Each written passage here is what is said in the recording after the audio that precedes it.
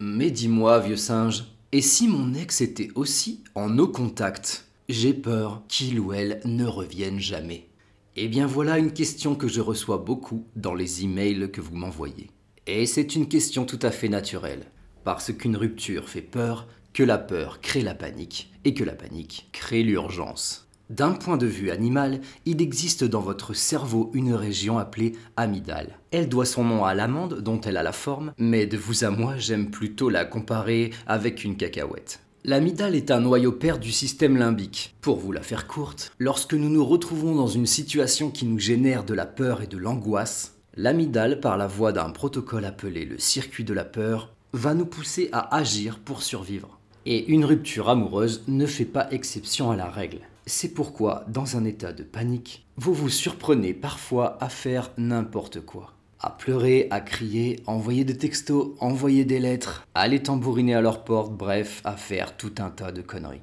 Des actions qui, une fois l'anxiété redescendue, vous paraissent totalement absurdes. Avec le recul, vous vous sentez alors parfois un peu bête et regrettez des choses que vous avez dites ou que vous avez faites. Et c'est alors que vous vous dites « si seulement j'étais tombé sur le vieux singe avant ». Mais on ne peut pas être vieux avant d'être jeune. Donc dans un premier temps, arrêtez de vous flageller et pardonnez-vous. C'est la faute à l'amygdale. Et c'est aussi la raison scientifique pour laquelle, si vous ne montrez pas de signe de panique devant quelqu'un qui vous rejette, vous prenez tout le monde de court par votre dignité, imposez le respect, qui est un ingrédient essentiel de l'attraction, et votre ex vous regarde partir fièrement vers le soleil couchant avant de rentrer vous enfermer chez vous et pleurer un bon coup. Mais ce qui compte, c'est ce qu'on aura vu. Dites-vous bien que tout le monde a peur. Comme dit l'adage, un fou ne connaît pas la peur, un héros ne la montre pas. Aussi souvent que faire se peut. Parenthèse, c'est bien sur votre angoisse de l'urgence que vont jouer les prétendus love coach d'Internet. Tant que vous n'avez pas encore recouvré la pleine capacité de votre raison pour vous extorquer des sommes indécentes à 3 chiffres, pour des programmes de récupération d'urgence de vos ex pour une demi-heure au téléphone avec sa sainteté de la récupération. Ceci étant dit, que faire si mon ex est trop fier pour me recontacter? Que faire s'il pense que je ne le valorise pas assez pour me battre pour lui ou pour elle? Après tout, n'est-ce pas comme ça que l'amour fonctionne? Si je pouvais trouver le moyen de lui montrer combien je l'aime ou pourquoi je suis son meilleur choix, cela ne l'arrêterait pas dans sa fuite. Je vous l'accorde, ce serait merveilleux. Et c'est mot pour mot l'histoire d'un script d'un film de Walt Disney. Mais on ne se bat pour quelqu'un que si on a sacrément merdé. Si votre ex est parti parce que vous ne l'aimiez pas assez pour le lui montrer, ou parce que vous l'aviez trompé à répétition, et dans ce cas, à vous de vous demander si vous êtes réellement dans une envie sincère d'être avec eux, mais pour tout le reste, et c'est-à-dire la quasi-totalité des gens, ce n'est pas à vous de vous battre pour votre ex, mais c'est à vous de vous battre pour vous. En effet, lequel de vous deux essaie d'arrêter la rupture? Lequel de vous deux cherche des solutions?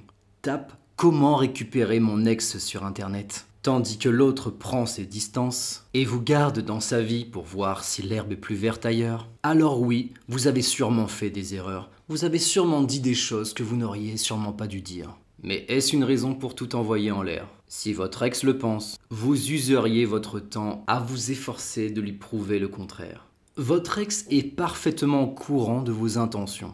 Il sait que vous ne vouliez pas que la relation s'arrête, puisque c'est avec vous qu'il en a écrit les termes.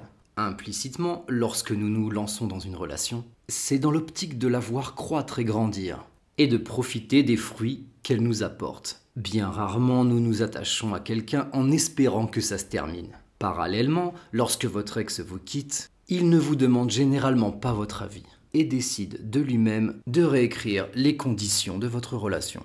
Vous n'avez alors que 2 options, celle de vous soumettre bien gentiment et d'accepter une version dégradée de votre relation, de faire semblant d'être d'accord avec l'amitié qu'il ou elle vous propose, et de maintenir le contact pour que vous n'ayez pas trop de peine, sans savoir que c'est tout l'inverse que cela va provoquer, en lui donnant le luxe de vous oublier tout doucement comme un pansement qu'on décolle, voire de vous parler de ses prochaines fréquentations, tout en mourant à l'intérieur. Ou de répondre que ce n'est pas ce que vous envisagiez et de vous rappeler s'ils changent d'avis avant de les laisser respectueusement avec leur choix ou leur monologue interne. Mais revenons-en à notre chère cacahuète qu'est l'amygdale. L'angoisse de la séparation va prendre le dessus sur votre raison, vous faisant oublier les circonstances de la rupture. Votre cerveau veut que cette douleur s'arrête, alors il vous fait oublier délibérément tout ce que votre ex vous a dit. Il occulte le chapitre de la discussion de la rupture pour que vous pensiez qu'elle n'a jamais eu lieu, afin que vous tentiez de mettre en place toutes les actions pour y mettre un terme.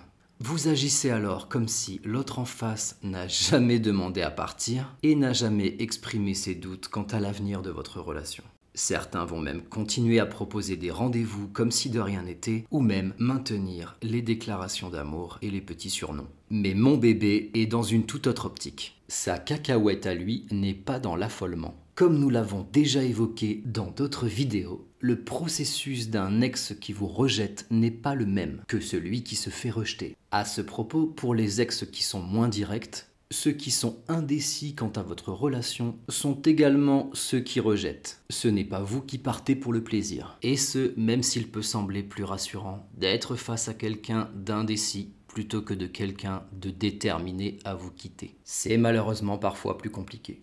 La première phase d'une rupture pour celui qui quitte, c'est une peine liée au lien qui se rompt, mêlée à un étrange sentiment libérateur.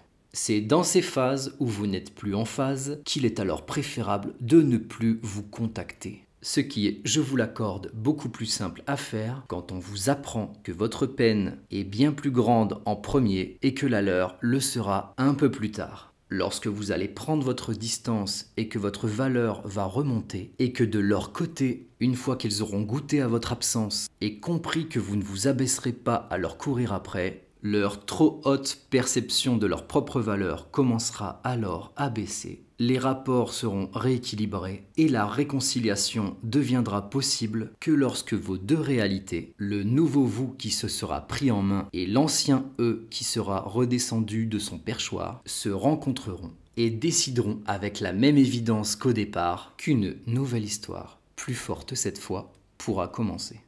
Mais si vous n'avez absolument pas bougé durant cette période, si vous n'avez absolument rien fait pour vous, lorsque votre ex vous retrouvera à la croisée des chemins, elle ou il n'aura alors devant les yeux que celui ou celle du passé que vous étiez et qui ne l'a pas convaincu à rester auprès de vous. Pour certains d'entre vous, c'est des comportements que vous voudriez voir disparaître chez vous, mais pour ceux qui sont parfaitement heureux et accomplis dans leur vie, alors vous n'avez pas à changer pour les autres. Et s'il s'agit d'un problème de compatibilité, alors vous avez de la chance dans votre malheur. Croyez bien qu'on ne peut pas plaire à tout le monde. Voyez bien que les humains les plus subjectivement beaux, riches et célèbres de ce monde traversent des ruptures eux aussi. Pardonnez alors à vos ex d'avoir compris que cela ne pourrait pas marcher entre vous, et si il ou elle se trompait, pardonnez-lui tout de même, car nous sommes tous humains et nous faisons tous des erreurs. Donc, rappelez-vous qu'aussi injustement que cela puisse paraître, vous serez celui dont la douleur sera plus forte au départ, mais qui, si vous lâchez prise et vous prenez en main, mettra le plus vite de temps à se remettre, tandis qu'à l'inverse, la personne qui vous aura rejeté ressentira le doute et la peine qu'un peu plus tard. Dans le cas enfin où vous êtes avec un ex têtu. Et de là où j'observe les relations, tous les ex sont têtus. Du moins selon vous. Sachez d'une part que même les ex obstinés reviennent, parce que leur prétendue détermination est le fruit de la volonté de vous fuir. En effet, nous avons tous de l'entêtement à un certain degré, et lorsque le manque et la peine viennent titiller la cacahuète, croyez-moi, la fierté ne fait plus trop la maline. C'est la raison pour laquelle vous n'y croyez pas lorsque vous voyez vos ex revenir, se mettre à genoux en pleurant, exprimer leurs regrets ou de façon plus constructive, de renouer les liens avec vous. Cela peut vous paraître un conte de fées, mais j'assiste à ça tous les jours. Si en revanche, votre ex ne revient pas vers vous, alors ne commettez pas l'erreur de prendre cela pour un excès de fierté et d'orgueil. C'est simplement que pour le moment, il ne vous valorise pas assez pour vous envoyer un simple petit message pour savoir comment vous allez. Et dans ce cas, que voulez-vous construire avec ce genre de personne?